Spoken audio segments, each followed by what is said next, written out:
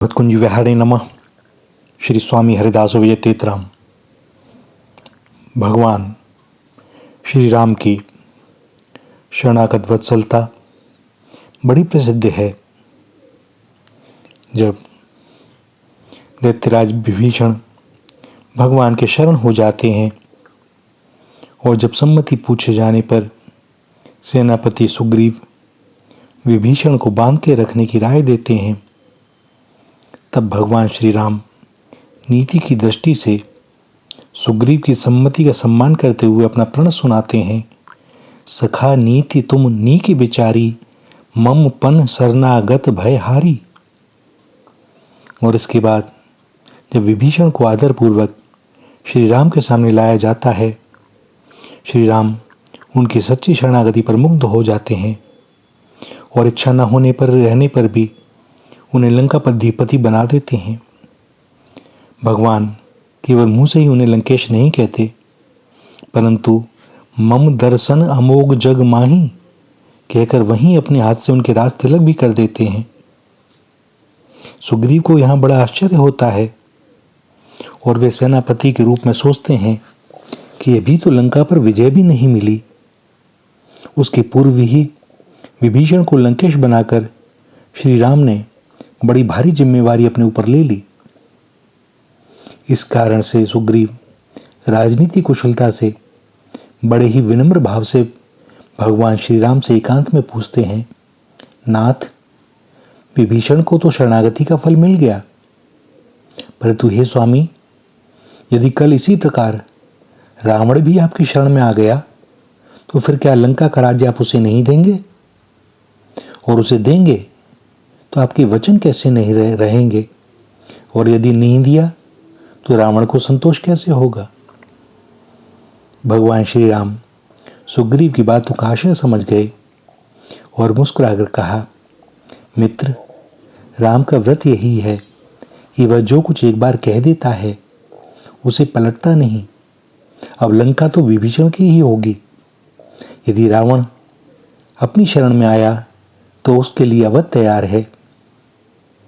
बात कही जो कही सो कही, जो कही सो कही, फेरी फेरी न आनन।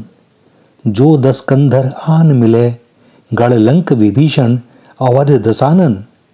भरत ही बंधु समेत कलाप, करूं निज बास में हो गिरी कानन। पे नहीं पावही लंक आवास, कहो सती भाव नरेश दसानन। और रावण भगवान की शरण नहीं आता, उसे तो श्री राम के हाथों मरने में ही अपना सौभाग्य प्रतीत होता है। और वास्तव में रावण भी तो अपनी लीला में अपना पात्र का ही निर्वाह कर रहा है। रावण सब कुछ जानता है।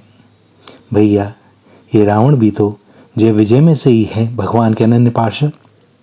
भगवान के सामने जो खड़ा होगा वो उन्हीं का तो खड़ा हो सकता है जिसके पास उन्हीं की सामर्थ्य हो, और खड़ा कौन हो सकता है? किंतु रावण जानता है प्रभु के लीला कार्य में सहयोग करना है। सो उस समय पृथ्वी के जितने भी दैत्य थे सब रावण के ही पास थे, उसी के नियंत्रण में थे, उसी की आज्ञा मानते थे। और रावण ने युद्ध में सबको पहले एक एक करके भेजा। और रावण अंत में आता है जब वो देख लेता है कोई बचा नहीं। भगवान की लीला।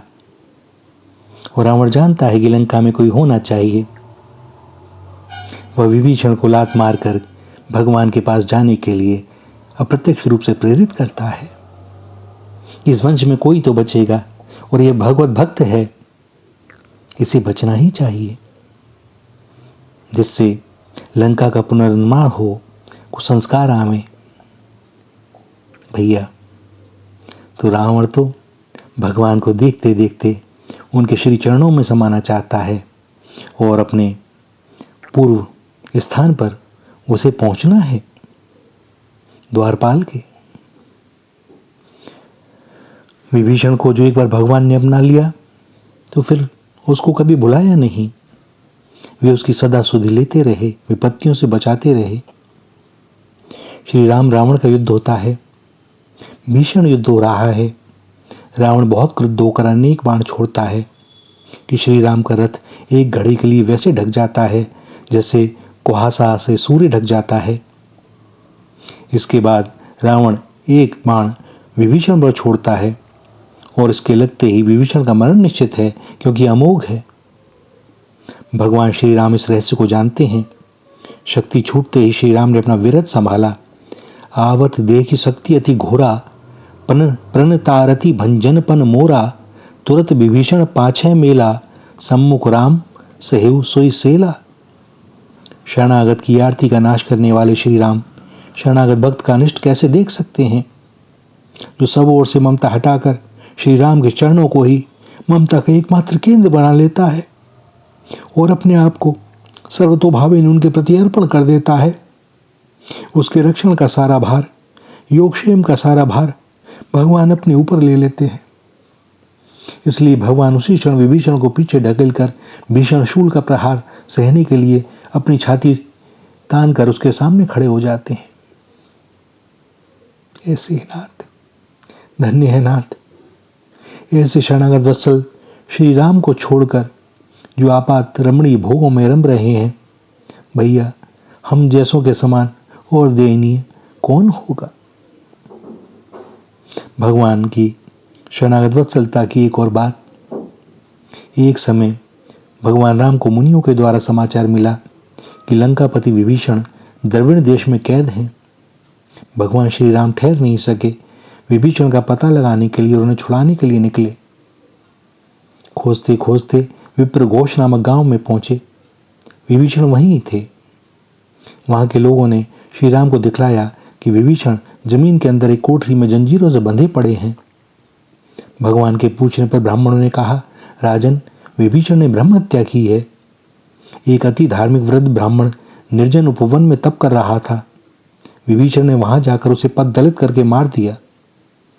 ब्राह्मण की मृत्यु होते ही विभीषण के पैर वहीं रुक गए, वह एक कदम भी आगे नहीं बढ़ सके। ब्रह्म हत्या के पाप से उनकी चाल बंद हो गई। हम लोगों ने इस दुष्ट राक्षस को बहुत मारा पीटा, परंतु इस पापी के प्राण किसी भी प्रकार नहीं निकलते। अब हे नाम, आप पधार गए हैं, आप चक्रवर्ती राज राजेश्वर हैं, इस पापात्मा का वध करके धर्म की रक्षा करें। यह सुनकर भगवान श्री राम असमंजस में पड़ जाते हैं। एक और विभीषण का बड़ा भारी अपराध है और दूसरी ओर विभीषण श्री राम का ही सेवक है।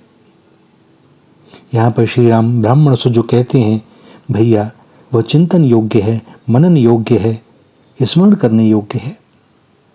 शरणागत भक्त के लिए भगवान क्या तक करने को तैयार रहते हैं, इस बात का पता भगवान के शब्दों से लग जाता है।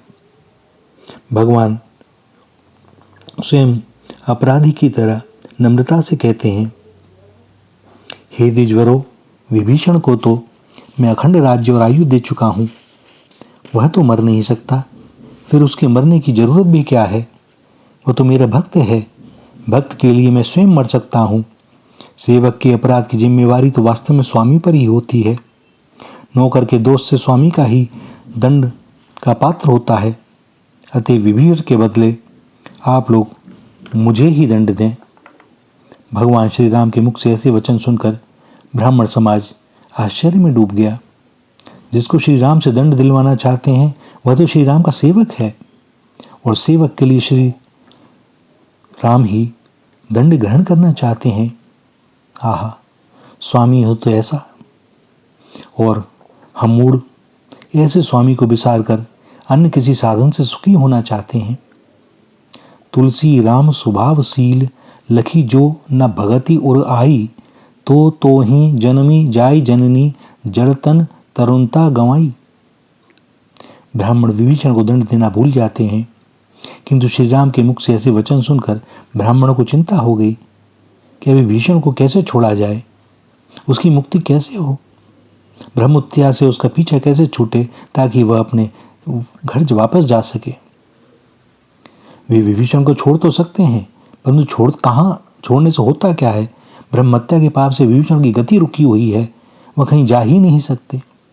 अतः ब्राह्मणों ने कहा, हे राम, इस प्रकार विभीषण को बंधन में रखना उचित नहीं है।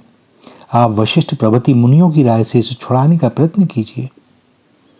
और इसके बाद श्री राम ने प्रधान प्रधान ऋषि मुनियों से पूछकर विभीषण के लिए 360 गोदान का प्रायश्चित बतलाकर उसे छुड़ाया। प्रायश्चित के द्वारा शुद्धि होने पर जब विभीषण भगवान श्री राम के सामने आकर सादर प्रणाम करने लगे, तब श्री राम ने उन्हें सभा में ले जाकर हंसते हुए शिक्षा दी, ऐसा कार्य कभी नहीं करना चाहिए। जिसमें अपना हित हो वही कार्य करना चाहिए।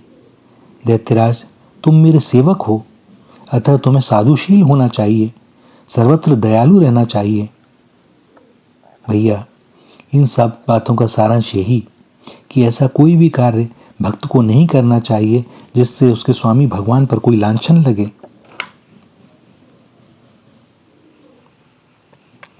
तो जिन्होंने भी भक्ति का छद्म बाना भी ओढ़ रखा है, भैया कम से कम भगवान के लिए सोचना, कोई ऐसा कार्य न करना। और आज जो लोगों की श्रद्धा विश्वास टूट रहा है, वैसी कारण से है। वेशधारी बहुत हो गए हैं, वास्तव में भगवान के कथा प्रवचन खूब कर लेते हैं, पर भीतर से अंतर की वह जो मैल है वो साफ हुई नहीं, चित्त की शुद्धि हुई नहीं। केवल धन के लिए क्या क्या ना किया जा रहा है।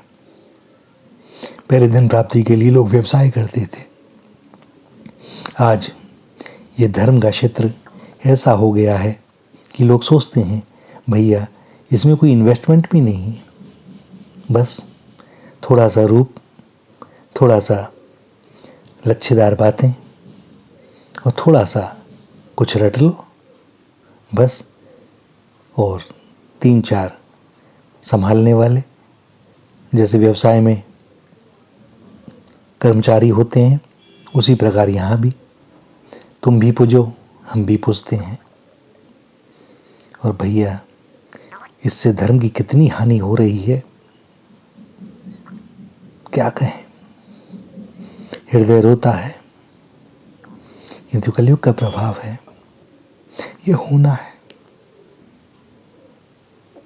लेकिन जहाँ तक हो भैया स्वरूप की भी रक्षा करें, यह स्वरूप आपकी रक्षा करेगा, क्योंकि हम भगवान के हैं और भगवान कोई भी विपत्ति अगर आवेगी और हम ना चाहेंगे ये हमें बचाएंगे ही।